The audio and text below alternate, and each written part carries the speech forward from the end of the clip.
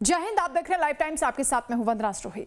आज हम बात करेंगे उस मुद्दे की जिसने देश की राजनीति को फिर से गर्मा दिया है। जी हां, हम बात कर रहे हैं वंदे मातरम की। 150 साल पुराने इस गीत को लेकर संसद में 10 घंटे की बहस का आयोजन हुआ है। देश भर में वंदे मातरम की 150वीं वर्षगांठ पर कार्यक्रम आयोजित किए जा रहे हैं। सरकार का यह कहना है कि यह समारोह केवल औपचारिकता नहीं है, बल्कि यह वंदे मातरम के राजनीतिक और ऐतिहासिक महत्व पर राष्ट्रीय विमर्श का एक हिस्सा है। पीएम मोदी ने वंदे मातरम को एकता और साहस का मंत्र बताया और आरोप लगाए कि कांग्रेस ने 1937 में इसके कुछ छंद हटाकर विभाजन के बीज बोए थे, जबकि कांग्रेस बीजेपी पर इस मुद्दे के जरिए नेहरू को बदनाम करने का आरोप लगा रही है।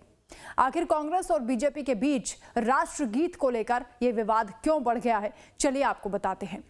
सबसे पहले आप ये जानिए कि वंदे मातरम पर विवाद की शुरुआत कैसे हुई।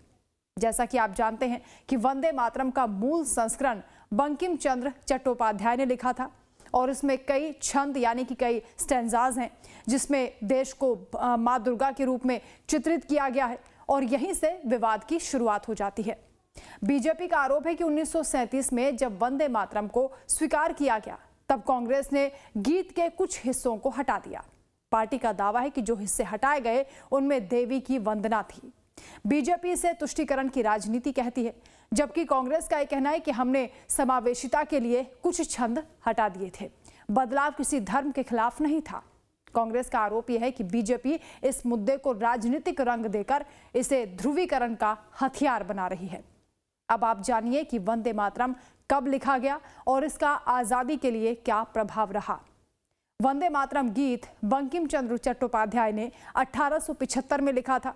बाद में यह उनके उपन्यास आनंद मठ का हिस्सा बन गया, जो कि देशभक्त सन्यासियों के संघर्ष पर आधारित था।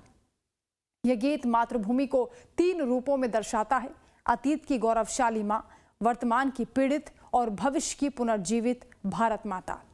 हिंदू देवी प्रतीकों से मिलते जुलते वर्णन के चलते बाद के वर्षों में इसके कुछ हिस्सों पर धार्मिक आपत्तियां उठी। वंदे मातरम 1905 के बंगाल विभाजन के विरोध और स्वदेशी आंदोलन में देश भर का प्रमुख नारा बन चुका था। रविंद्रनाथ टैगोर, बिपिन चंद्र पाल और अरबिंदो जैसे नेताओं ने इसकी लोकप्रियता को बढ़ाया। ब्रिटिश सरकार ने इसे दबाने की कई कोशिशें की, लेकिन इसका राष्ट्रवादी प्रभाव और भी गहरा हो गया। 1905 और 1906 में यह गीत कांग्रेस के औपचारिक आयोजनों में शामिल हुआ।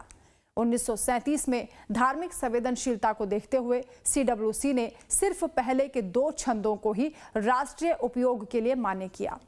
1950 में संविधान सभा ने जन गण मन को राष्ट्रगान और वंदे मातरम को समान सम्मान और दर्जा देने का फैसला किया और यह फैसला सर्वसम्मति से पारित हुआ।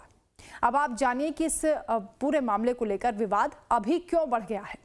दरअसल 2025 में वंदे मातरम के 150 साल पूरे हुए हैं और इसी मौके पर बीजेपी ये कह रही है कि पूरा गीत अपनाया जाए, यही सच्चा राष्ट्रवाद है। जबकि कांग्रेस का ये कहना है कि इतिहास को जबरन बदला जा रहा है और इसे एक राजनीति का मुद्दा बनाया जा रहा है। दरअसल ये विवाद सिर्फ एक गीत का नहीं है, बल्कि ये टकराव 3 बड़े सवालों से जुड़ा हुआ है। पहला सवाल है इतिहास की व्याख्या को लेकर, यानी कौन सही था और कौन गलत था। दूसरा है धर्म बनाम राष्ट्रवाद और तीसरा टकराव है राजनीति, कि कौन इसे वोट बैंक के लिए इस्तेमाल कर रहा है। तो वंदे मातरम, जो कि कभी स्वतंत्रता संग्राम की आवाज था, आज राजनीति का केंद्र बन चुका है। बीजेपी ये कहती है कि पूरा गीत अपनाओ, यही असली विरासत है, जबकि कांग्रेस ये कह रही है कि देश की विविधता को ध्यान में रखते हुए हमारा कदम सही था। कुल मिलाकर शीतकालीन सत्र में इस मुद्दे पर सरकार और विपक्ष की बहस चल रही है। देखना यह होगा कि चर्चा के बाद सरकार का अगला कदम क्या होता है, क्योंकि यह बहस सिर्फ सांस्कृतिक और ऐतिहासिक नहीं, बल्कि अगले साल होने वाले बंगाल विधानसभा चुनाव को लेकर भी एक बड़ा राजनीतिक संदेश देने वाली है। इस गीत के जरिए राष्ट्रीयता और बंगाली गौरव का संदेश देने की भी कोशिश की जा रही है।